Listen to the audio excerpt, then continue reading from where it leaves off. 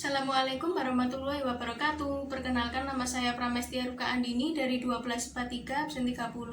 Kali ini saya akan menjelaskan sedikit tentang kedatangan Islam di Asia, terutama di Asia Tenggara. Asia Tenggara merupakan tempat tinggal bagi penduduk muslim terbesar di dunia. Islam merupakan agama mayoritas di negara-negara seperti Indonesia, Malaysia, dan Brunei Darussalam. Sedangkan di negara-negara seperti Singapura, Filipina, Thailand, dan Myanmar, Islam sendiri merupakan agama minoritas. Pertama, kedatangan Islam di Nusantara atau Indonesia. Ada sejumlah teori yang membicarakan tentang asal-muasal Islam berkembang di Nusantara. Yang pertama, teori Gujarat. Teori ini mengatakan bahwa Islam yang berkembang di Nusantara bukan berasal dari Persia atau Arabia, melainkan dari orang-orang Arab yang telah bermigrasi dan menetap di wilayah India dan kemudian membawanya ke Nusantara. Yang kedua ada teori Bengal. Teori ini mengatakan bahwa Islam Nusantara berasal dari daerah Bengal. Teori ini dikemukakan oleh Eski Fatimi. Teori Bengalnya Fatimi ini juga didasarkan pada teori Nisan. Yang ketiga ada teori Arabia.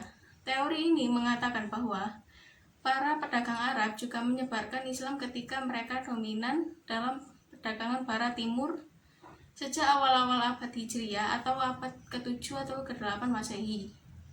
Dan masih banyak teori-teori lainnya. Mengenai siapakah yang menyebarkan Islam ke wilayah Nusantara, Asyumardi Azra mempertimbangkan 3 teori. Pertama, teori Dai. Penyebar Islam adalah para guru dan penyebar profesional atau para dai. Yang kedua, teori pedagang. Islam disebarkan oleh para pedagang. Yang terakhir ada teori Sufi. Kedua, kedatangan Islam di Malaysia. Tidak adanya dokumen yang lengkap mengenai kedatangan Islam ke Malaysia menyebabkan munculnya berbagai teori tentang kapan dan dari mana Islam pertama kali menyebar di negara ini.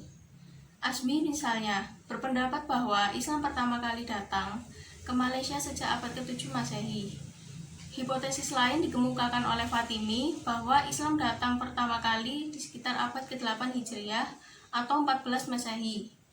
Ia berpegang pada penemuan batu bersurat di Terengganu yang bertanggal 702 Hijriah atau 1303 Masehi.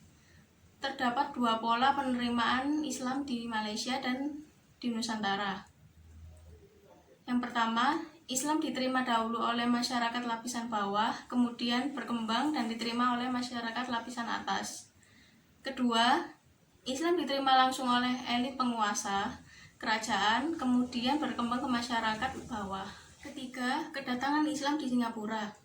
Dari sejak dahulu, Malaka digunakan sebagai pelabuhan dagang dunia sehingga menyebabkan banyaknya kapal asing yang berdatangan.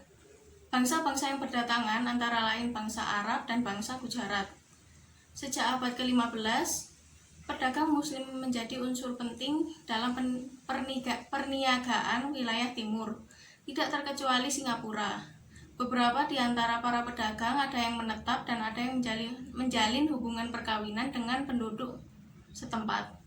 Lama-kelamaan mereka membentuk suatu komunitas tersendiri. Para pedagang ini tidak jarang merangkap menjadi guru agama dan imam. Keempat, kedatangan Islam di Brunei Darussalam. Islam diperkirakan telah datang ke Brunei sejak abad ke-15. Selama penyebaran Islam tahap awal, banyak ulama Arab yang menikah dengan keluarga kerajaan Brunei. Yang sangat terkenal diantaranya adalah Syarif Ali dari Taif, yang kemudian menikah dengan saudara perempuan Sultan Brunei kedua. Syarif Ali berikutnya naik tahta sebagai Sultan Brunei ketiga pada tahun 1425. Brunei mencapai masa kejayaannya pada masa pemerintahan Sultan kelima, Nakhoda Ragam, yang bergelar Sultan Bolkiah dari 1485 sampai 1584. Brunei memperoleh kemerdekaannya dari Inggris pada tahun 1984. Konstitusi Brunei menegaskan bahwa agama resmi Brunei Darussalam adalah Islam mengikuti mazhab Syafi'i. Kelima, kedatangan Islam di Thailand. Muslim di Thailand merupakan kelompok minoritas. Sejak 1906, sesuai dengan perjanjian Inggris Siam secara resmi mengambil alih negara-negara di Melayu Utara.